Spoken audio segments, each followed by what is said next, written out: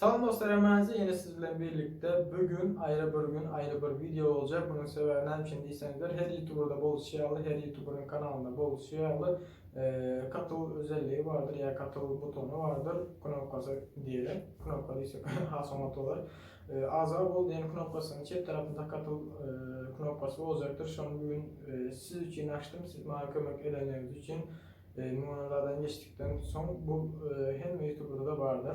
Onun için her ay bu katıl knopkasına ya da katıldığına koşulup bilirsiniz. Siz için ayrı efirler açılar ya ayrı efir açarın ya olmasa da ayrı emojiler kullanıp bilirsiniz ya olmasa da her ay bana kömek edip bilirsiniz. Siz benim patbişçiklerim bu onun için ben size öğren sizin men omat görenler bar olsa ya omat gören olsanız bar olsa değil mi?